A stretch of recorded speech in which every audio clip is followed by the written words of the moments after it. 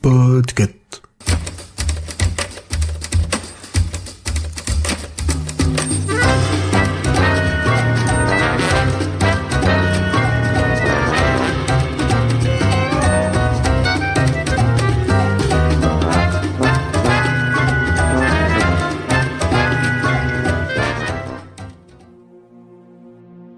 Salut les chouapitrounettes et chouapitrounets.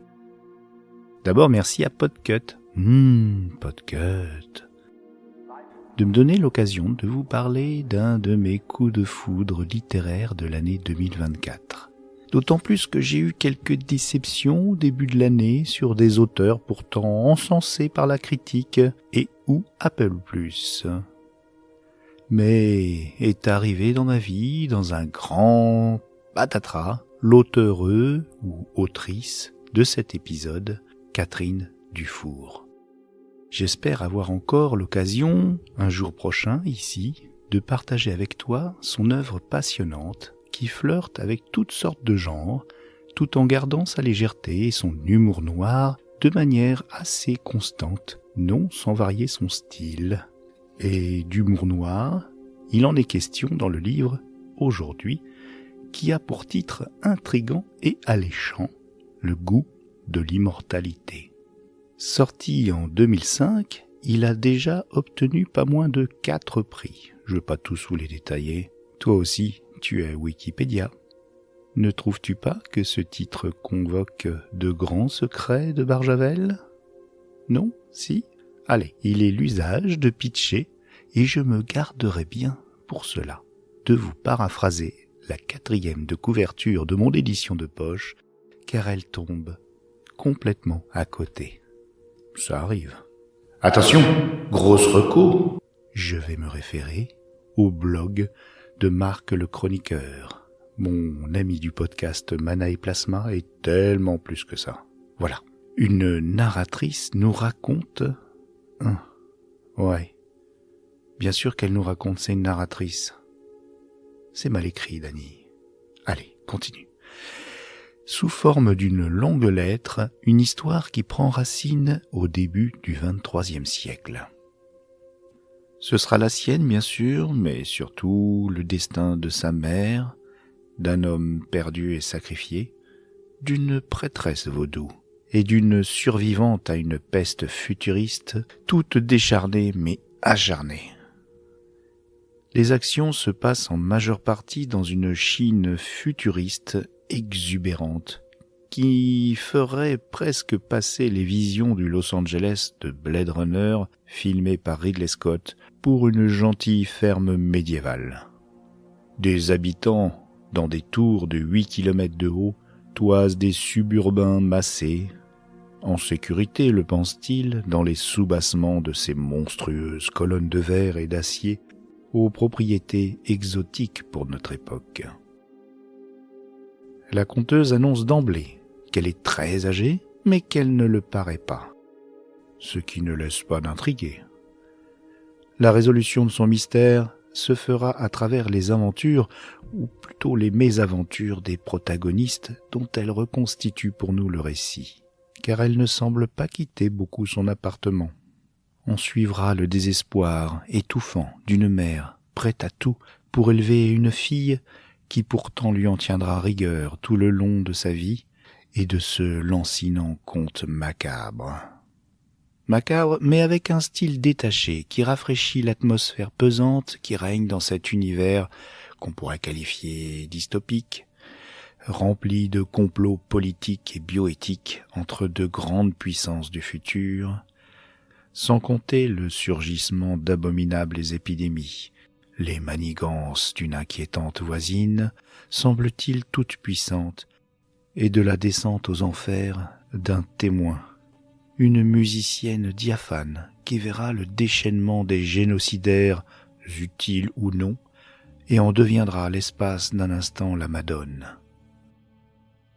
Voilà pour le petit pichte qui risque de vous effrayer tant le voyage dans cet avenir bouché et hautement toxique nous remémore les plus atroces prévisions d'A. John Brunner dans son Tous à Zanzibar et a fortiori dans son désespérant Troupeau aveugle.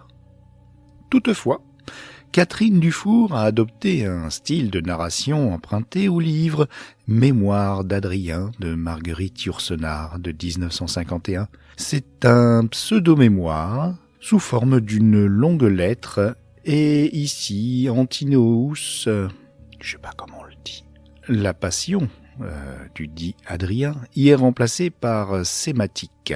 Je sais pas non plus comment on le prononce. Un chercheur / enquêteur épidémiologique. Ceci étant dit, le style est quand même très cynique, mais étrangement léger. N'est-ce pas le propre du cynisme ? Catherine Dufour est d'un naturel piquant et très portée sur l'humour. En bonne adepte de Terry Pratchett, ses premières publications étaient de l'ordre du délire débridé. Mais je vous parlerai une autre fois de son Blanche-Neige et le lance-missile ou de cette même Blanche-Neige contre Merlin l'ange chanteur. Cela permet quelque peu de prendre de la distance sur les horreurs qui parfois sont décrites dans cet univers, broyant les miséreux et les marginaux. Car la dimension sociale est toujours prégnante dans l'écriture militante de Catherine Dufour. Et les uppercuts et autres crochets du gauche qu'elle nous assène constamment dans ce texte te laissera sûrement un goût de fer dans la bouche. Oui, le goût du sang avant celui de l'immortalité. Pourquoi et comment l'héroïne, avec de grands guillemets, continue son existence au point de voir se développer encore et toujours les fureurs de cette société folle au-delà du XXIVe siècle. C'est cette question qui nous tient pendant toute la lecture et qui nous accroche jusqu'à la fin. Catherine Dufour, grande consommatrice de pop culture et plutôt érudite, également de culture classique, a éparpillé et sémé quelques easter eggs dont les plus évidents seraient éventuellement des références aux vies dissolues de gens comme Flaubert, ou encore à des textes comme celui de J.G. Ballard, IGH, Immeuble à grande hauteur, dont je te recommande la lecture également. Mais je vais t'en donner 2 petits, pour te donner envie. Il y a un petit clin d'œil à Orange Mécanique. J'ai fait parce que je viens de faire un jeu de mots avec l'affiche. Oh bon, laisse tomber, tu divagues, Dany. Ou encore un certain Comte Zéro, un aristocrate dans un livre de William Gibson, le pape du cyberpunk, comme on le qualifie, peut-être à tort, mais peut-être à raison aussi. Comme dans nombre de ces admirables nouvelles et romans, on sent la fibre autobiographique de Catherine Dufour, dont elle se défendra sûrement, comme tous les auteurs. Et le plus drôle est qu'elle affirme avoir écrit ce texte pour des hommes, avec des intrigues politiques incompréhensibles, volontairement. Du sexe, déviant à souhait s'il en est. Ne cherchez pas dans cette Mandchourie la friponnerie, croyez-moi. De la violence sociale, tout en donnant des gages aux final girls plus malignes que les bons hommes. Oui, j'avoue, on aime ça. Parce qu'on sait que c'est rarement le cas dans le réel et que, personnellement, je le déplore. Sachez qu'un roman, qui est en quelque sorte une prolongation de cet univers du XXIVe siècle qui clôt le texte dont je viens de parler, est sorti en 2009 et se nomme Outrage et Rébellion.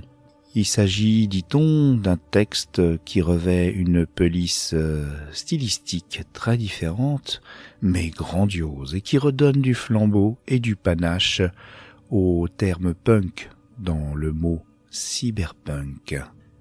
Je ne l'ai pas lu encore, mais cela fera peut-être l'occasion d'un autre chapitre. En tout cas, merci encore à Podcut, et à très bientôt, j'espère, pour parler plus avant de toute l'œuvre de Catherine Dufour.